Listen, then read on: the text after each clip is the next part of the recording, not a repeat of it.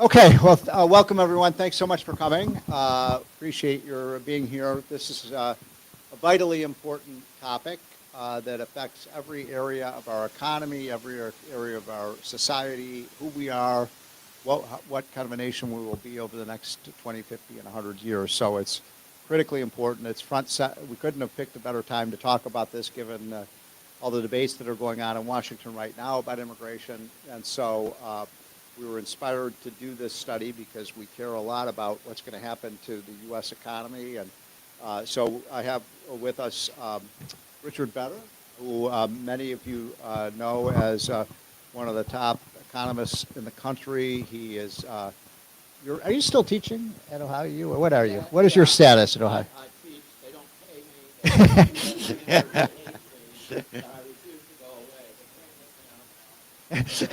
away. We love Richard because he works cheap. Just kidding. He and I work together at the adjoining. Yeah, exactly. Can't get around the old minimum wage.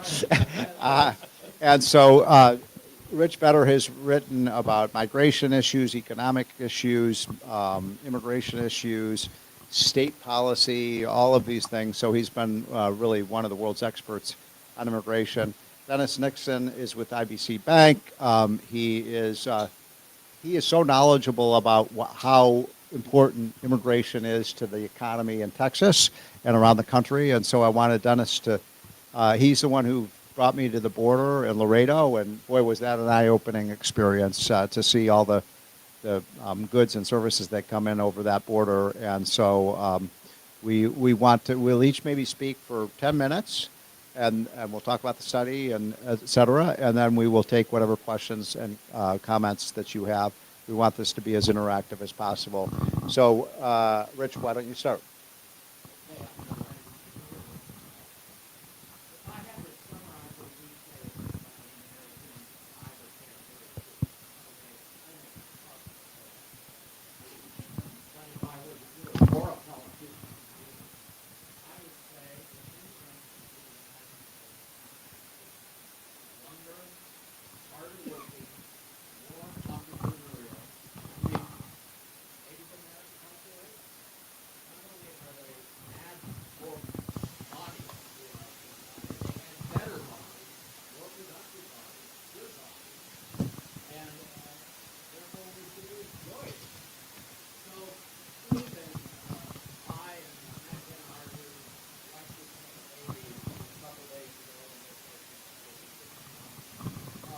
We need more people to do that. We need that. That's another thing we need, more babies.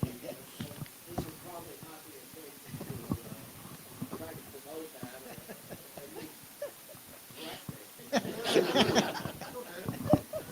and orgy at 300.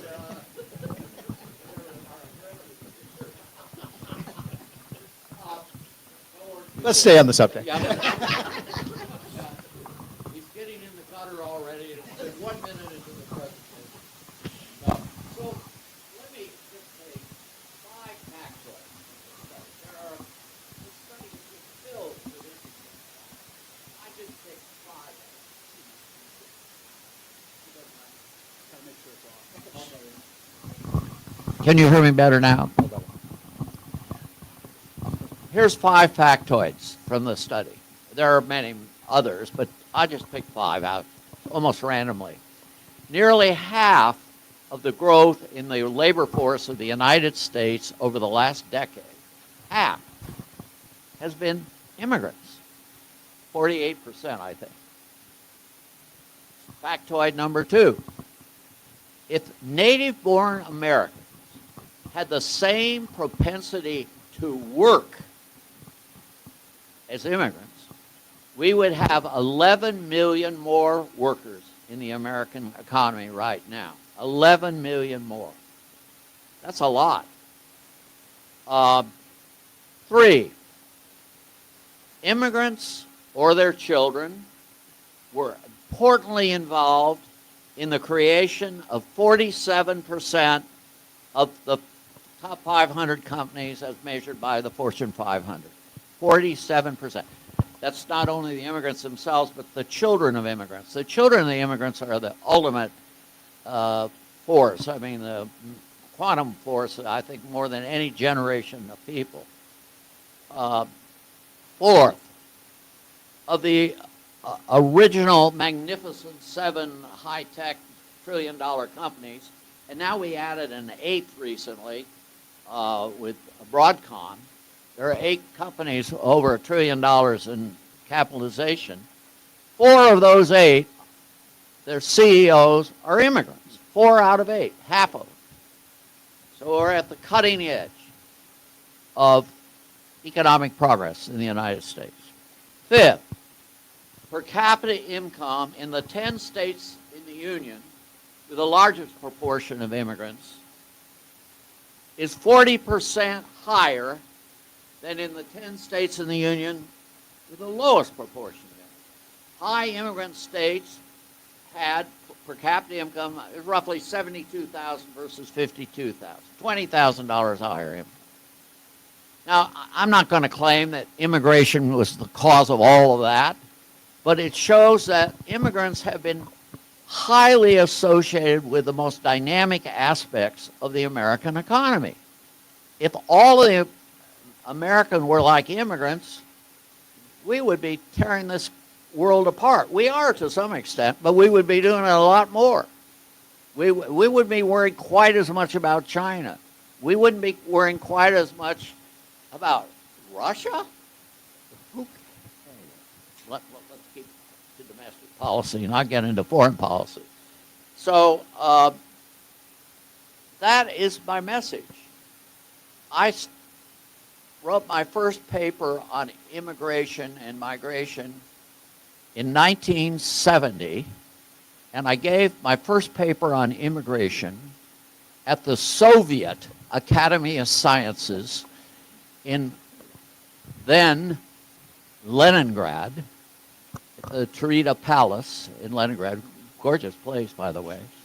And by the way, going to an academic meeting in Russia is really an experience.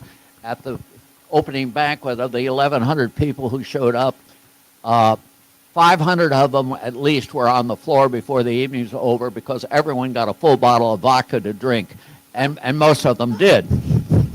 I've been in this immigration game for a long, long time. And in my early studies, I argued, where do immigrants move when they come to the United States? Well, they go where the jobs are, where the job opportunities are. We say the same thing today.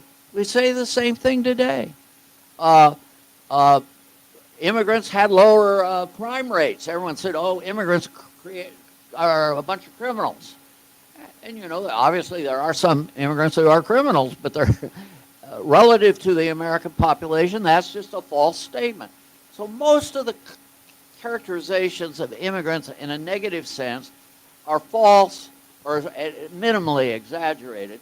And we have been blessed from day one, 1607. By the way, you know, those first people who came here were immigrants and have been immigrants. The nation has lived on immigration. John F. Kennedy, he didn't actually say it. He said it on a book title, A Nation of Immigrants. Someone ghost wrote the book for him. But the Kennedys are a good example of an immigrant family. And there are people, the Carnegies, and you just go on and on and on. This nation was really built on immigration. And why we are turning our backs on immigrants is beyond me. And sure, we should deal with illegal immigration. We should stomp out people who break the law.